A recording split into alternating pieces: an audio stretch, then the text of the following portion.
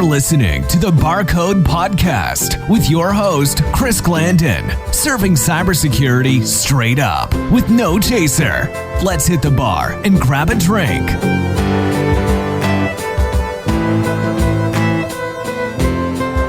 Yo, Tony, you here? What the? Welcome to Barcode. I am BoozeBOT, your robot bartender. Okay, where's Tony at? I am not authorized to disclose that data to you. Damn. Okay, well, how do you work? I will make a whiskey sour for you, threat level 10. I will do so by aggregating 2 ounces of whiskey, 1 ounce lemon juice, 1 teaspoon sugar, and, optionally, 1 egg white. Combine ingredients into a cocktail shaker and shake. Add ice and shake again. Strain over ice in a rocks glass. Thanks for the intel. I gotta run. Enjoy.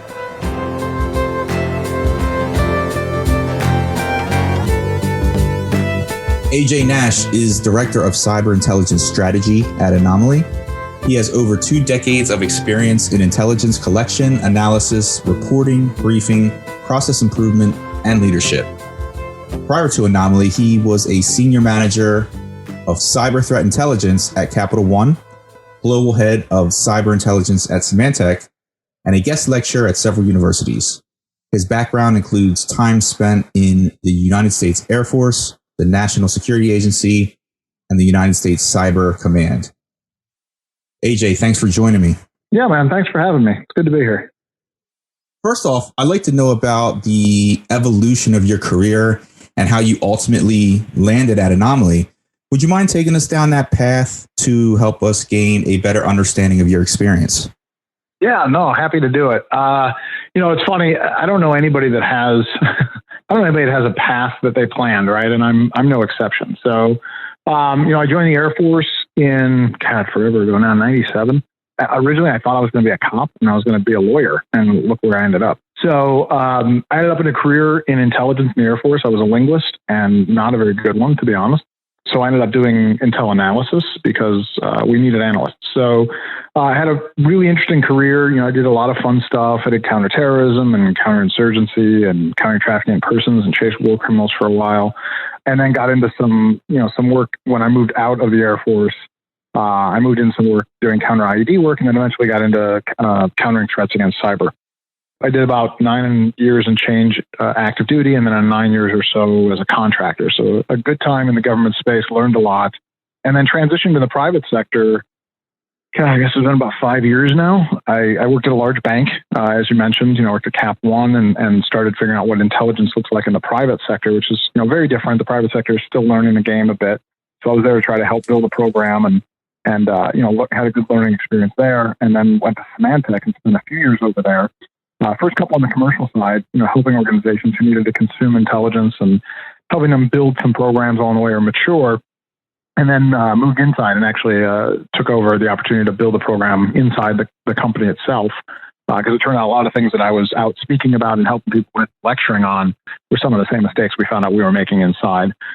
So I did that, and then ended up at Anomaly because I had been a customer actually of Anomaly. I really liked the products and the team, and an opportunity came up to come over and be able to help people over here. So, primarily my focus has been on, intelligence fundamentals and standards and building programs and maturing programs.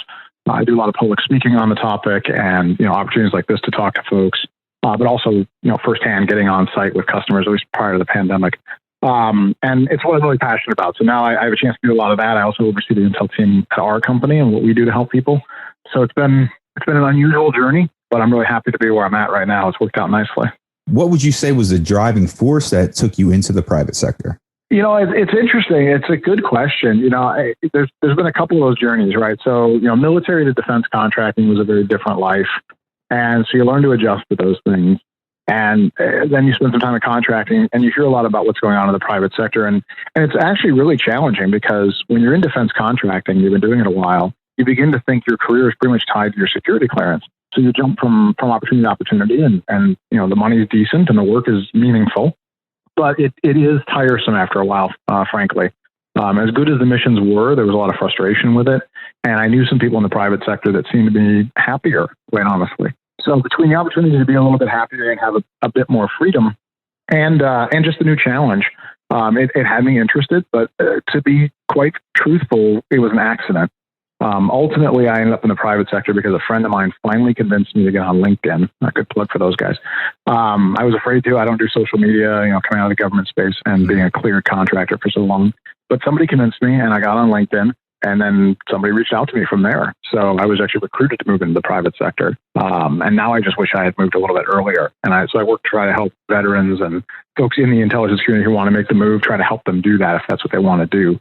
Leap over the fear of leaving what because there's a lot of great opportunities out here to help a lot of people. What aspects of your military training did you apply in cybersecurity within the private sector? So, I'll talk about military training and a little bit about the intel community itself and the training that comes with it because they're tied together, right? Strictly from a military standpoint, you learn how to be flexible, you learn how to be disciplined, you learn how to take orders when necessary, you also learn how to lead. So all those things come in handy. The private sector, cybersecurity is, I don't want to overstate it. People talk about it being a war, and that's really not true. Bullets aren't flying and bodies aren't falling, but there is a sense of mission, and there's a lot going on all the time in cybersecurity, and it is conflict. There's no way around that. We have adversaries that want to do bad things to us, and it's our job to stop that from happening. So there's some sense of purpose and mission and focus that I think you learn how to manage a lot of those things in the military, how to manage time and stress. So I think that really plays nicely in working in cybersecurity. But then the real pieces that I was able to bring forward were what I learned in intelligence, which my career in the military was intelligence. But, the fundamentals of intelligence that some of us who spent, 5, 10, 15, 20 years in the intelligence community, we take it for granted that everybody understands the things we understand. And then you realize they don't.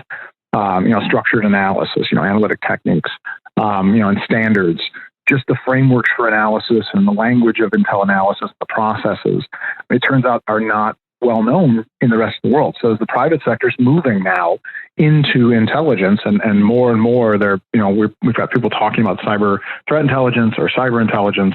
It turns out there's a lot of need for people who have careers, from the government side to bring that knowledge out. Really, the government's been doing intelligence for decades, 5, 6, decades at this point. And there's some real strong standards there that can be applied in the private sector. And there's not to be insulting, but there's an ignorance to it in the private sector right now. So people are misdefining what intelligence is, they're misrepresenting what it is, they're misunderstanding what it is, and then as a result, they're misapplying that information. And what you end up is with teams that say they're intelligence teams, when you dig in, they know nothing about intelligence a lot of times. They're technical analysis teams, which is, they do other things that are really important, but it's really not intelligence. They've applied a word incorrectly. So I think that's really been beneficial for me in the private sector. And a lot of people I know that have come out along the way is that there's a real need in the private sector to understand fundamentals of intelligence and why that's different from other things we do in cybersecurity and where the value is and where intelligence can drive cybersecurity solutions and, what the mistakes are and the pitfalls can be if you do it wrong. For me, I'm really thankful that I had the career I had in the government, both in uniform and out. And learned so much and was taught so much by so many great mentors, because now I have an opportunity to help a lot of other people. And there's just a great need for that in the private sector right now. And I'm sure it also helps instill discipline in regards to process procedure and also understanding, attack methodology in general. Yeah, definitely. My background was always adversary focused. Whether I was dealing with countering trafficking in persons, for instance, or whether I was dealing with war operations. I worked the Balkans, I worked, the Middle East, I worked Asia. I've always been very focused on the adversary, not necessarily the technology, but adversaries, their mentalities, their tactics, their techniques, their procedures, whether it was physical or later in cyber. And that all applies now very well. So I'm still not remarkably technical. I'm not a ones and zeros guy. I'm not a network engineer. I don't have CISSP. I work with people who are brilliant in those areas. But for me, it's always been about applying it back to the adversaries. And that's a really transferable skill. And it's also something that, again, we're getting better at in the private sector because people are starting to really understand what's going on. You have to understand more in the technology. You do have to understand your adversaries and see things in a more holistic light about what are they trying to accomplish. When I see a geopolitical change, what is that going to do for us in cyber? If we see a change where their sanctions are raised against Iran or North Korea, for instance, what will be the changes from a cyber standpoint? Because there probably will be. Or if we see, the China 5-year plan is a good example of an opportunity to take a look at what does that mean from a cyber standpoint. Understand your adversary. And the same thing can be true in the criminal enterprises or even in economics. Bitcoin prices reaching all-time highs. What does that do for things like crypto mining? Really understanding adversaries and their motives and their thought processes. And then from there, also being able to tie it back into their tactics and procedures, what they've been known to do. It gets more and more comfortable in the private sector. The more time you spend out here as somebody who was in the military or in the IC, because you see the same things happening over and over again. It's really very similar processes and needs. So it gets to be more like home as we go along, frankly. Got it. And I know you said you're not particularly specialized in the technology side, but from what you have seen, where does technology lie in terms of the pace and capability versus the framework? It sounds like in the government side, it's more based on framework.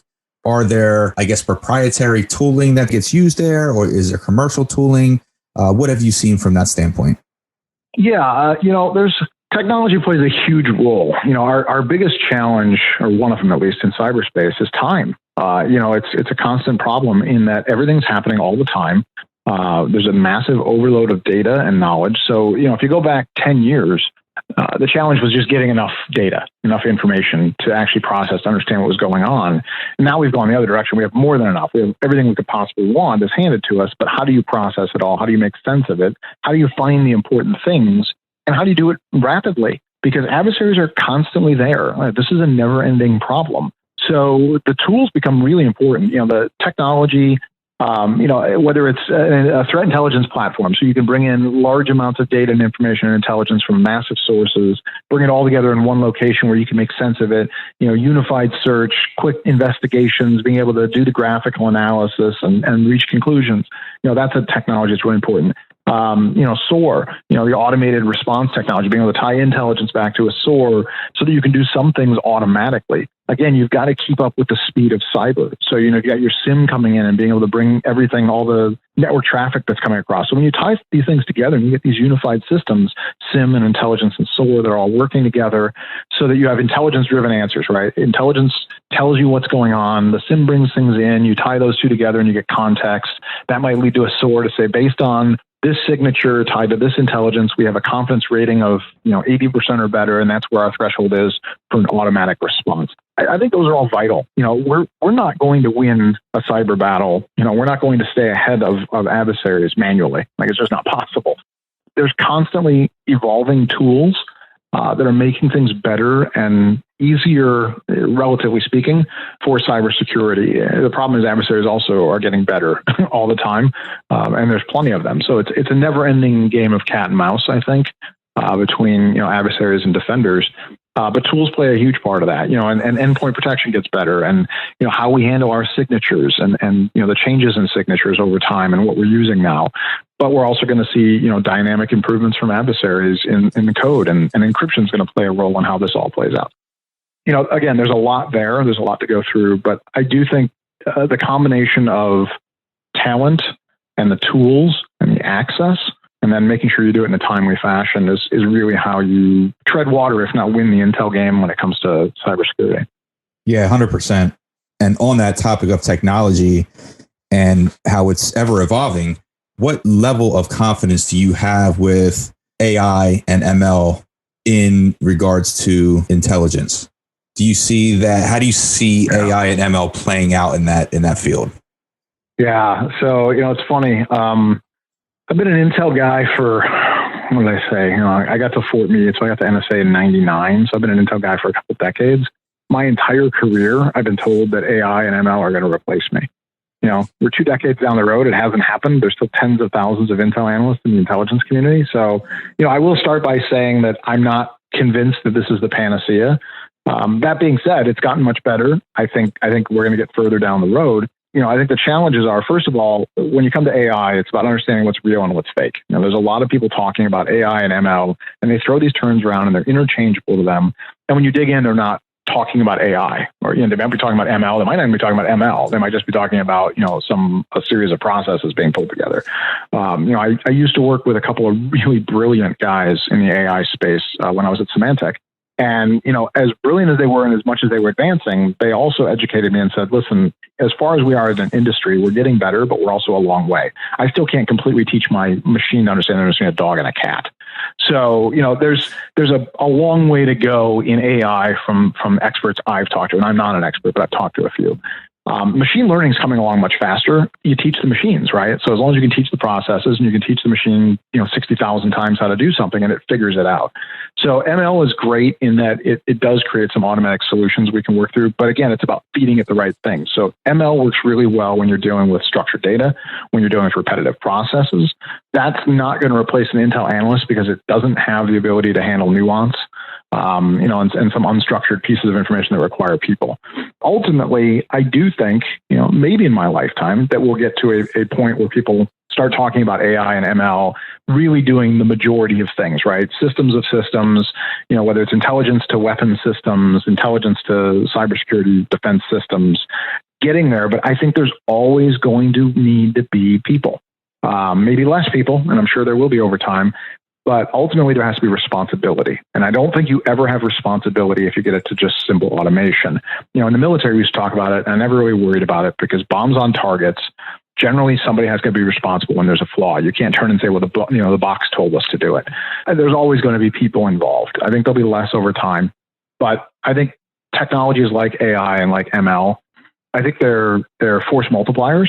I think they'll speed things up.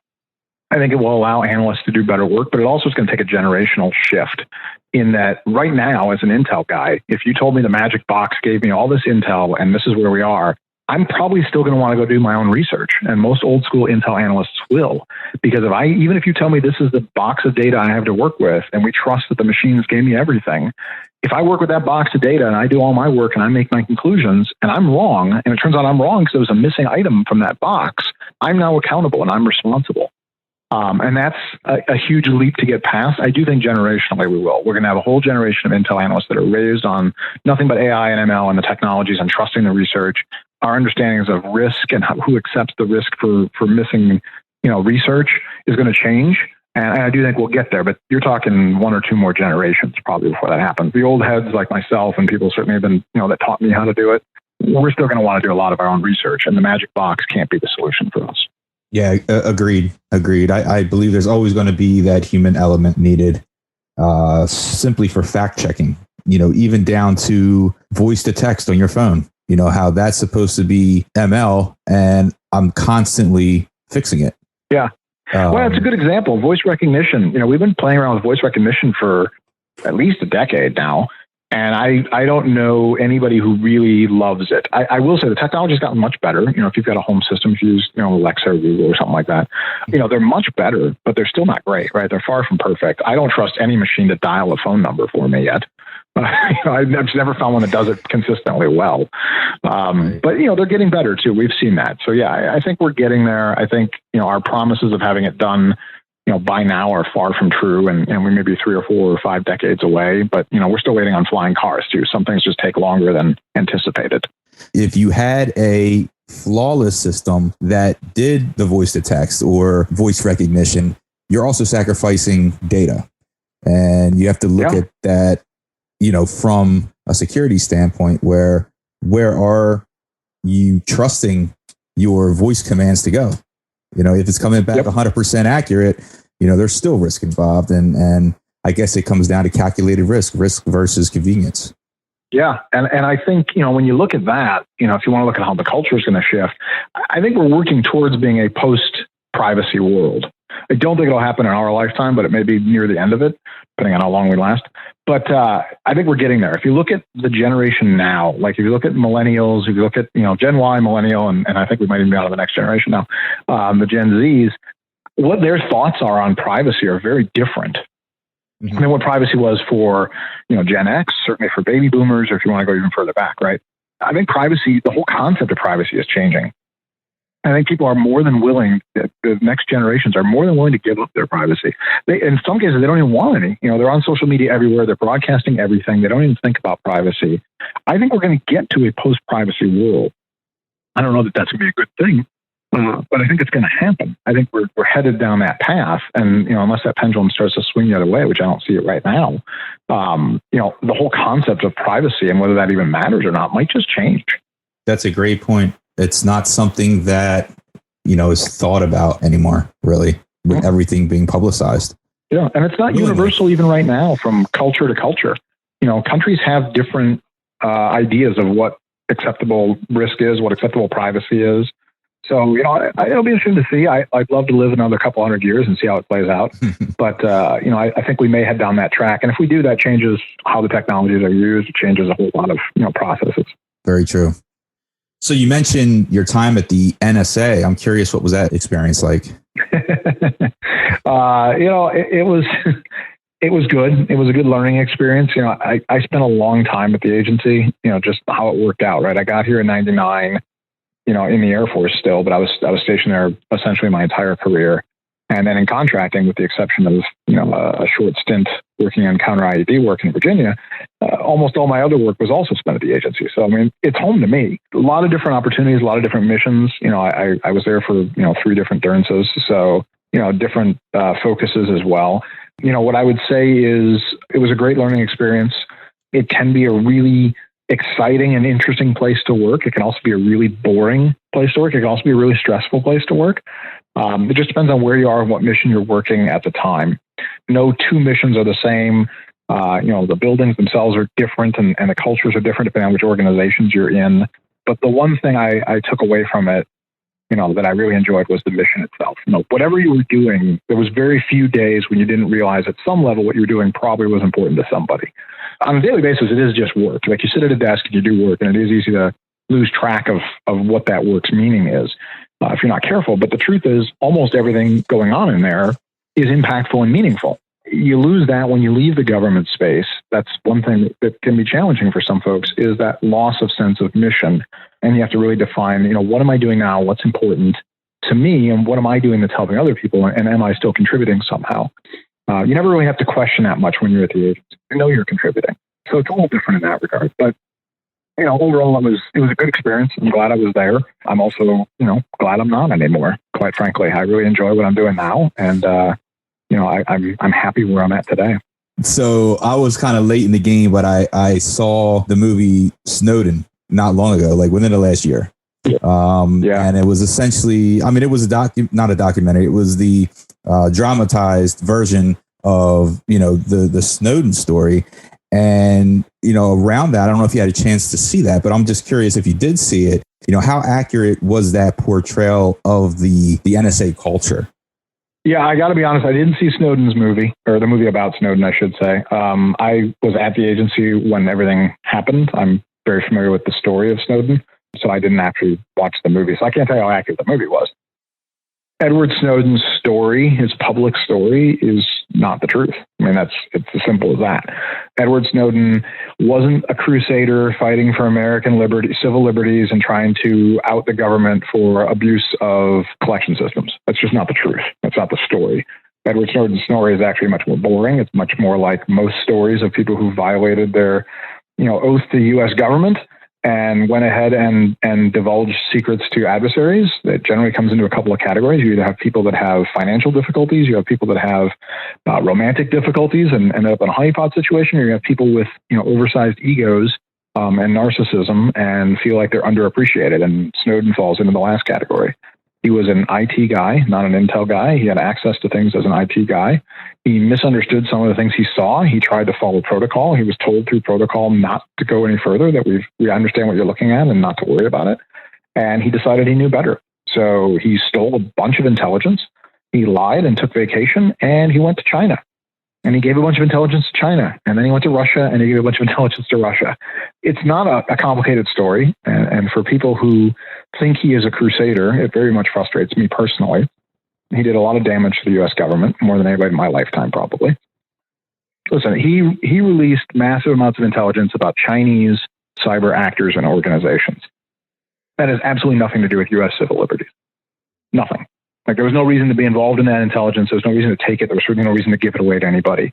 Nothing there could be argued had anything to do with U.S. collection systems against U.S. persons. His story really falls apart when you look at what was involved, and so, I could go down paths on what I think all of his reasons were and who I think is actually behind some of it, but I don't want to go too much further into it other than to say that his public story is bullshit, quite frankly. And to me, he's a traitor, and he should not. People who are talking about, him being a hero or him being pardoned, do not understand the situation. He got exactly what he wanted. He's a narcissist who thought highly of himself more than others did, and now he's a hero to a cult following, and he's world famous, and he's done well financially. All it does is encourage another generation of people like that. But Edward Snowden's public story is just really good PR. The reality is his real story is kind of boring. He stole intelligence and he ran away to foreign power. And you were actually there during that time when all this happened. Yeah, I don't know. I didn't cross paths with him personally. I don't know him personally. He was in Hawaii working for Booz Allen Hamilton. I was at the fort, not working for Booz Allen Hamilton. And not a shot at Booz, by the way. Great company, lots of good people. It just happens to be where he worked at the time. But don't know him personally, didn't cross paths with him. But I was at the agency. I did see some of the investigation and some of the fallout. And he made life very difficult for a lot of people. A lot of contractors, anybody who wanted clearances, people looking for, renewals of their clearances. The whole community was shaken and had to be, had to take it seriously, which is needed. But the unfortunate part is the clearance process isn't necessarily the issue. Like, this is going to happen. You clear tens of thousands of people, and the occasional person is going to get through that's going to make bad decisions. It just made it hard on everybody else. But he has some of the same personality traits that have happened in previous people who've chosen to violate their oath and, give away U.S. secrets. So, yeah, I was there. It was not fun, not a good time, for a lot of people. All right, I'm going to shift gears just a little bit. I mean, not entirely, but, looking toward the next presidential administration, where do you hope to see the Biden administration take cyber? I think we'll see some change. I mean, listen, it's goes without saying, administrations change, things are going to change. I don't know exactly what those things will be. I think we can look at what happened in the Obama administration and what we've seen Kamala Harris's background be also in California. California has one of the strictest cybersecurity policies or laws actually in America. It's very similar to GDPR. So I think it's reasonable to believe that a policy like that, a law like that, could become a federal law at some point. And frankly, I think that's reasonable to believe regardless of who was in office. GDPR is setting the standard for the world, I think. I think if we look back at Obama-era policies, we'll probably see some of those come back. Net neutrality is something a lot of people talk about. I'll be interested to see where that goes. I think that should, I would hope that would stay around. There's been discussions about getting rid of, provisions. I think it's provision 230 for social media. I think that argument will die with the change in administration. I think social media organizations still are going to be protected against liability for things that they post that are third-party, materials. But in cybersecurity, in general, what I hope to see is furthering of federal opinion publicly on how we're going to help shape the world's, laws. We don't have, and it's not just us, by the way. The U.S. can't do this alone and shouldn't do this alone, or even the Western world. We've all got to figure this out together. It includes, people that might be considered adversaries. At some point, we're going to have to get to a unified understanding of what the laws are internationally on cyber, because we don't have that right now. We know right now, if I throw a missile at your country, that's an act of war. If I conduct a cyber attack against your banking system, that may or may not be an act of war. It depends on who you're asking right now. We don't have international norms established. They've been trying to do this for decades now, at least a decade now. And I think that needs to happen. So I'm hopeful that that'll happen with this new administration. And that isn't to say really the administrative change is the issue. I just, in general, I'm hopeful that'll happen. I do think cyber is going to be taken quite seriously. I think election security will definitely come up again. There's some debate as to the importance of election security in the current administration. I do think it's going to be taken a hard look at. There were a lot of opportunities for election security bills to be passed and improved security, and that didn't happen. But some of that also is dependent on what Congress does. A lot of it depends on what Congress does. The administration changing alone doesn't change those issues. Congress makes laws, not the president.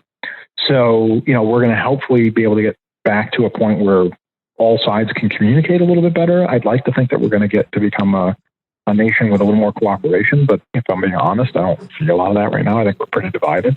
Cyber is not going away. Cyber is a big problem. Our inability to focus on this issue and get better at it is a national security risk. So I am hopeful that as a nation, and as leaders in the government, regardless of party or position, that people can come together and recognize if we don't do some things in cyber and we don't set some boundaries and create some laws and work with the international community on it, we have some serious concerns. And those are threats that are greater for countries like the U.S., who are technological powers. It can become a weakness as much as it is a strength for us in terms of our economy and a lot of things we do. We also create vulnerabilities. The more we become dependent on technology, if we don't handle these issues, we're vulnerable to attacks that can shut down power grids and travel, and financial systems, and we create a real dependency there. So I'm hopeful that we're going to see movement forward on that, but it's tough. We have a tough political environment right now. Agreed. It's crucial to also appoint the right people that are cybersecurity focused. So, if let's say you were selected to run CISA, what would be first on your task list? Well, first thing I'd have to do is hire a whole lot of people smarter than myself, because I'm not qualified for that gig. We have great cyber experts in this country. We have great experts in a lot of fields in this country. And, me personally, my biggest concern and my frustration is this heavy politicization that we've seen in areas where politics don't belong. Science comes to mind, technology comes to mind, right? So cyber is another one. I would hire Krebs back, quite frankly. Smart guy. I think both sides agree on that. I think he got caught up in a political argument that he couldn't win because he's not a politician. I would be very interested in trying to put the best minds in the right positions. This shouldn't be about politics. Science speaks for itself in most cases if you let it. Follow the data to the logical conclusions. Do your research, do your analysis, do your tests, and let the data tell you the answers. That's what we all learn in intelligence. It's not about politics. We're all trained to put our politics aside, to put our bias aside. There are entire structures designed to allow us to double check and make sure bias didn't help us with our decision too much. We bounce ideas off other people to make sure bias comes out of it. These systems exist in intel analysis. They exist in scientific process. To me, the data needs to be able to speak for itself, and politics shouldn't matter. The right answer is the right answer, regardless of what you want the right answer to be. And I think in recent years, we've seen a big shift away from that, where the right answer is what I say it is. It's what I want it to be. And if you can prove I have the wrong answer, I will change the argument, but I won't change my opinion on what I think the right answer is, because I want it to be what I want it to be still.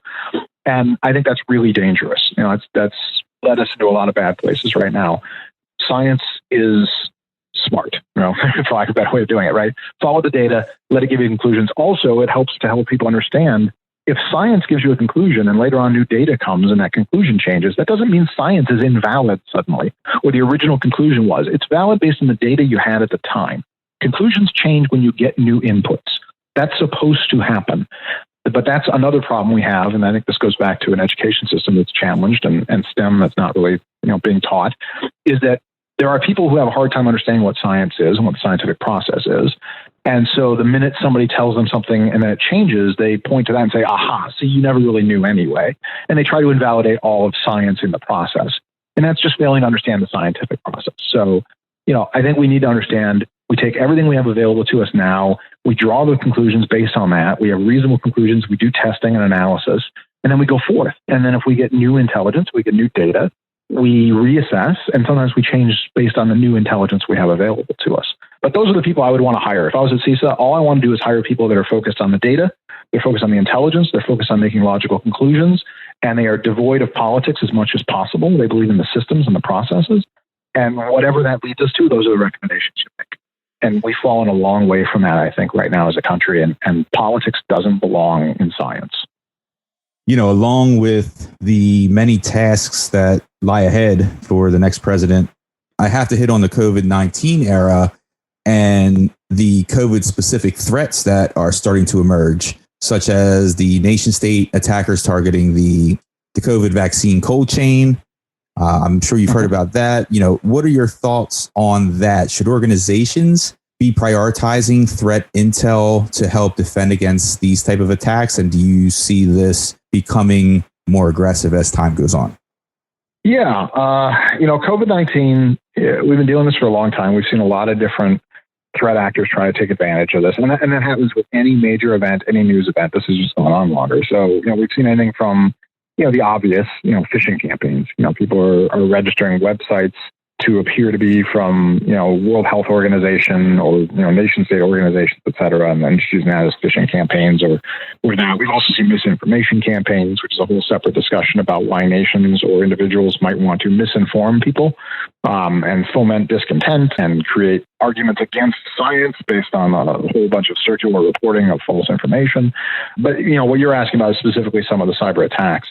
We're going to see some of that. We have, vaccines are on the way now, and, there's going to be haves and have-nots, as there always are with things like this. So I'm sure there will be organizations and probably nation states, a couple come to mind, that will try to steal the IP, as they've done with many other things. So you want to hack into organizations, hack into the companies that have created these vaccines and see if you can't steal, everything you can get your hands on, because if you can, maybe you can create a vaccine yourself quicker, cheaper, faster, either whether that's to help your own people or whether that's to undercut the market and start selling something cheaper. There's, China has a long history. I'm going to use them as an example of stealing IP.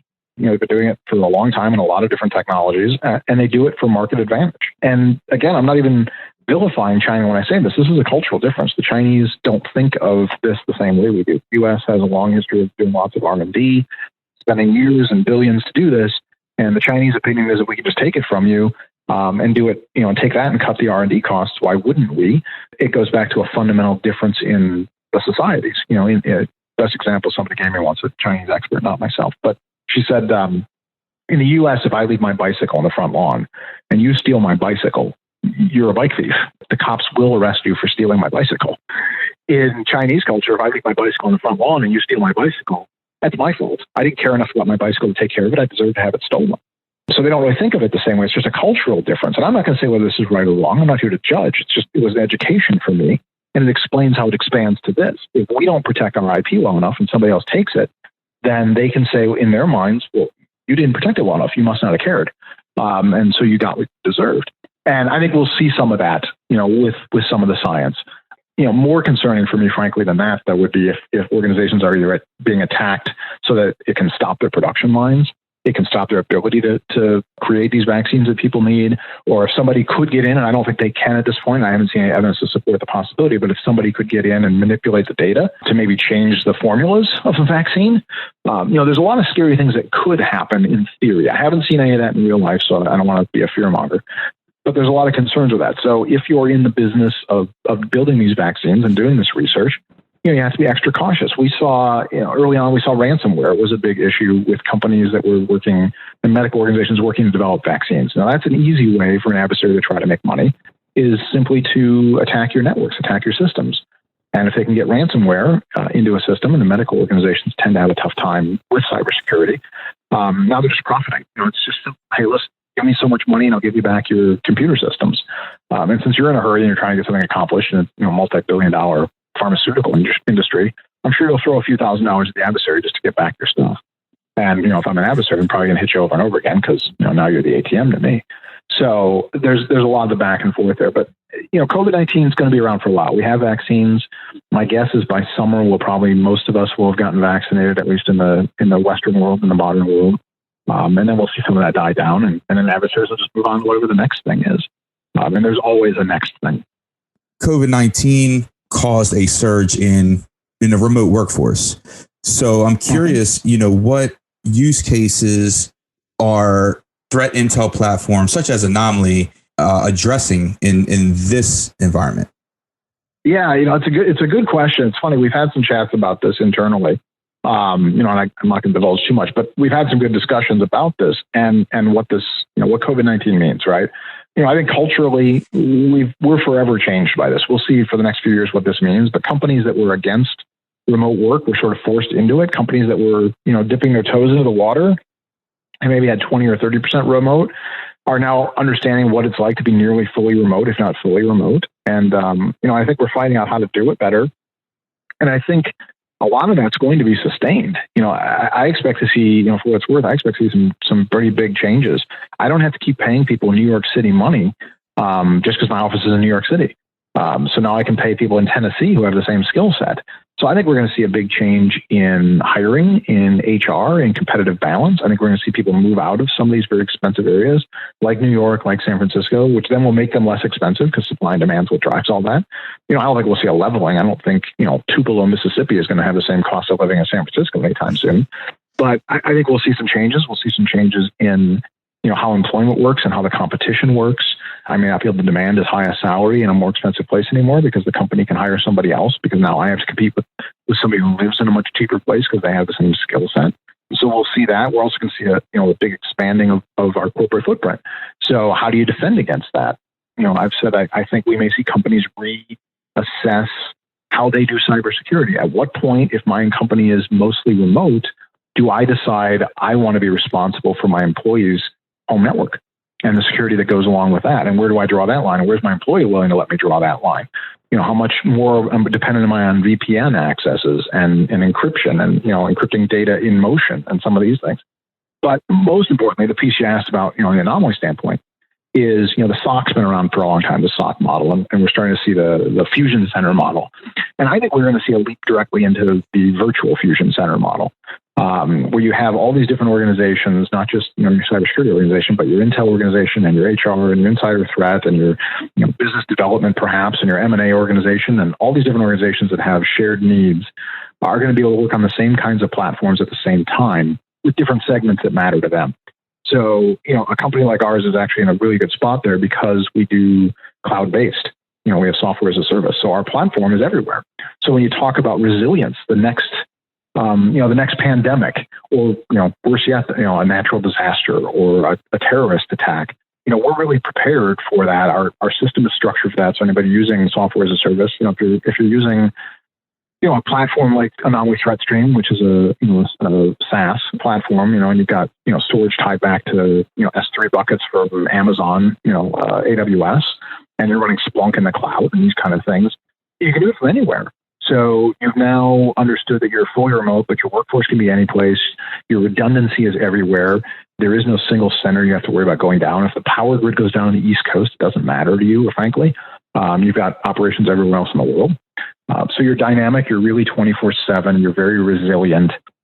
It does beg the question of just how much further we're going to go with security in these cloud environments, and who's going to be responsible. Because I think that's the other thing we're getting with this is those who were reluctant to go to the cloud were forced to do that as well. Many people kept all the things on-prem and really didn't want to be cloud environments, but you didn't have a choice anymore. So much more is moved to the cloud. So I think we'll see that shift and how those impacts are over the next couple of years here in terms of, where security shifts, where the adversaries choose to shift. And there's always that balancing act. I think organizations will be resilient and flexible. Again, where they hire and how they hire and their structures and their pay structures and their costs are all going to change. But ultimately, platforms like ours and technologies that are cloud-based put you in a position to do anything from anywhere. I'm in Maryland today. I could get in my car and be in Tennessee tomorrow and work from Tennessee, and nobody in my company would know the difference. Or I could cross borders, were it not for a pandemic. I could work out of Mexico, I could work out of Puerto Rico, I could work in Europe, and nobody would know the difference. It's all the same technology in the same place, and I have all the same accesses. And I think that's the future, of our industry and all industries. But for cybersecurity, I think that's going to be incredibly powerful to get away from giant physical SOCs. Yeah, and it's definitely having companies rethink their infrastructure as well, and that could be a good thing. How valuable do you find OSINT, or open source intelligence and social media intelligence, versus an enterprise platform? So as an Intel guy, and as most of us are, I'm an addict for access. I want everything. I want everything. I even want stuff that's invalid. I'll figure it out later, but I want everything. So there's a lot of value in what is available open source right now. And what you can work with, and whether you're talking about open source access to data, whether it's social media and news and things like that, or open source access to cyber intelligence, like MISP, for instance, is a pretty cool project that people like. All that stuff's really valuable, but it's just all parts of the puzzle. When you're dealing with trying to understand your threat, you want as much access as possible, and some of that's open access, and a lot of it's closed access. A lot of it is deep and dark web, and a lot of it is going to be telemetry that you're not going to be able to get unless you're willing to pay somebody to get it because it's large data, massive, stores of data. So I think when you talk about collection, you have to be able to talk about building a collection plan and just understanding what your needs are, being able to understand intelligence requirements. I come back to the same things over and over again, which is stakeholder engagement to identify intelligence requirements. Built off those requirements, you can figure out what your collection plan should be. What do I need to solve those problems and answer those questions? And then from there, taking a look at what you have access to and what you don't have access to and how to fill those gaps, a bit of a gap analysis. So there is a lot of very valuable intelligence or data or information, depending on which category it is, available open source. It just isn't going to be enough to close all your gaps. So the key piece is being able to analyze and understand those gaps and then know what you need to close. Otherwise, you see organizations who buy 2 or 3 solutions that are really pretty much the same solution that have way too much overlap, and they still haven't closed their gaps. They spend a lot of money and they may make themselves feel better, but they haven't necessarily closed the gap. Whereas if you did the analysis of what your needs were, you might recognize all this open source you have is great, but then we still need to know a little bit more. We need some deep and dark web, criminal marketplace stuff. We need fraud data. We need a lot more telemetry so we can really dig in and get some signatures. There's a lot of things we're missing here. And the only way to do that is to really, do the analysis. In terms of open source, MISP comes up every once in a while in my life now. And, MISP is a really good platform with a lot of cool data in it. And when I was at Symantec, we happened to be using MISP as part of our process. And so we were going to switch over to a threat intelligence platform because with open source, one of the challenges you have is maintenance. It's just the nature of open source is things need to be maintained and you need to have somebody who can write the code. And when you deal with platforms that are commercial, generally part of the advantage is that things are better engineered and maintained for you. So we did that. We shut off MISP. We went to a platform. We went to ThreatStream, in this case from Anomaly. And then once we had assigned everything and gotten everything put in place, we then took a look back at MISP and said, well, let's see what might have been there that we weren't getting. Because you can integrate these together. You don't have to be an either or. And ultimately, we determined there were some feeds that were in MISP that we weren't getting any longer. And we just integrated them back in. So there was value. There was a lot more value in going the direction we went, in my opinion. But there was still value in what was open source. It was just part of the puzzle. So then we integrated that back in, and overall, you're able to get a much better collection picture. So, when you talk to people who say, "Oh, I don't need intel. I monitor Twitter. I watch social media. I've got, some open source." They are just, I give them credit for trying and probably thinking they're correct, but they're ignorant about their gaps. Timely, accurate, and relevant are really, really important, and that is why you need the technologies, and you need enough data, enough information, enough intelligence to make the right conclusions. You need to really do the assessment of what your needs are and to really take a look at a comprehensive collection plan. And then also you have to be able to accept some levels of risk. Listen, you can buy all the intelligence in the world. At some point, you're going to have diminishing returns. You've bought too many things that overlap. Nothing's perfect. But I think another challenge people have is not understanding you may want some overlap. Finding a vendor that's really good at criminal enterprise, deep and dark web, then you find another vendor that does open source to do a little deep and dark web. That's not bad to have a little bit of that overlap. So you get some validation and they may still have some bits and pieces that are different. Or finding another vendor that's doing telemetry, is important, but you may need more than one of those because telemetry is different depending on which vendor they are and what their coverages are. The same thing in any of these, right? So I think it's also being able to accept you want some overlap to validate some of what you're seeing, but you just can't have everything layer in on top of each other. You've got to be able to have a wider aperture so you can cover as much as possible so you can address your needs. Yeah, gain as much as you can and then rely on the technology that you have to properly filter that. Mm-hmm. Yeah. How can our audience connect with you online? What is your current social media footprint? And do you have a blog? Do you have a website?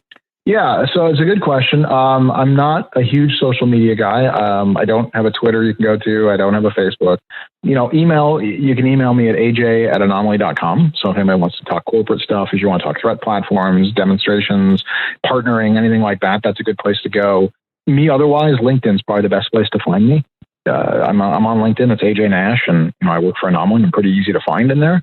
So it's a good place to reach out if you want to chat with me. I'm readily available. I talk to people all the time. I'm happy to connect. and I like talking about, whatever I can do to help people, so whether it's intelligence, whether it's cybersecurity, we didn't talk much about it. I happen to have a master's degree in organizational leadership. Actually, a big passion of mine is servant leadership. I love to talk to people about that. And, the basic concept being, if you're in a leadership position, that's not about title and power, that's about responsibility. Our jobs as we go up in our careers are to help more people. And the further you go, the more opportunity you have, the more reach you have to make things better for other people. It's not about being in control. It's not about telling people what to do. That's a lousy way to live. It's about, how do I help these people succeed? What are the problems? How do I assess those issues and then knock down obstacles and get out of the way? So, I love to talk about that too. But yeah, I'm happy to chat with anybody.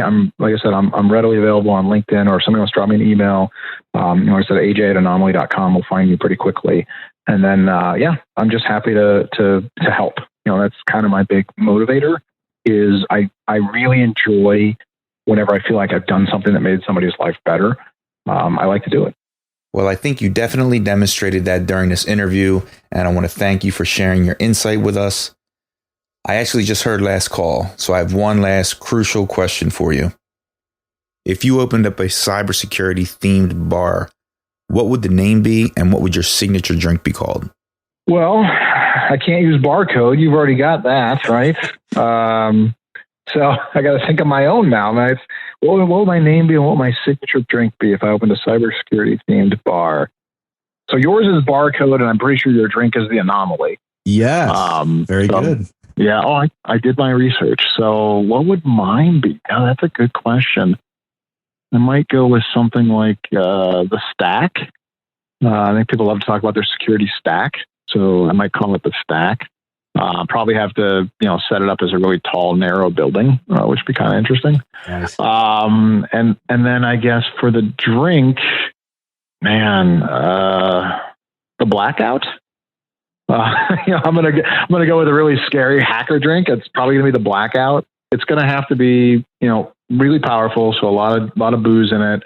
I'm not a mixologist. I have to look, but I definitely want it to be black. So I'd have to look at what we put in there that makes it, dark enough to qualify for the name. But I think that's what I'd be going for. Awesome. You might have to include an Uber voucher to get home after that one. Yes. Yeah. In fact, what we'll do is we'll charge like $30 for the drink, but it includes the Uber ride home. So there you go. We'll build it right into the cost. If you order the drink, we take your keys, we valet your car. We're going to call it the Stack. So, the first 3 floors of the building will just be parking ramp. So, we'll design it for this purpose. We'll be a high-rise bar. And, if you order the drink, your keys go in a safety vault. You can secure it with a password or whatever. And we give you a voucher home off the deal. So, we build it all into the process. That way, nobody can try to drive out after they've had a blackout. I think you're onto something. Well, AJ, thank you so much for your time. I really appreciate you coming on, and I'm sure great things are to come with Anomaly. Hopefully, with the upcoming administration, we'll start to see some changes, and point people to reach out to you with any questions that they have around threat intelligence. Yeah, man. Thanks. I appreciate the time. It was great having a chance to chat. I see the bartender's waving me out the door right now, so I got to be careful so he doesn't throw me to the street too fast. But no, I appreciate it, man. Anything I do to help people, feel free to connect me with anybody, and I'll come back anytime. If you want to talk about other stuff, just let me know. Thanks, man. Barcode patrons, if you enjoyed this episode and want an easy way to support the podcast, please leave me a review on iTunes or Apple Podcasts. If you're not on a Mac or iPhone, just visit thebarcodepodcast.com/reviews. I appreciate all the support. Cheers. Unfortunately, it's time to shut the bar down for this episode. Thanks for stopping in. See you next time. We'll save you a seat. Be sure to check us out at thebarcodepodcast.com.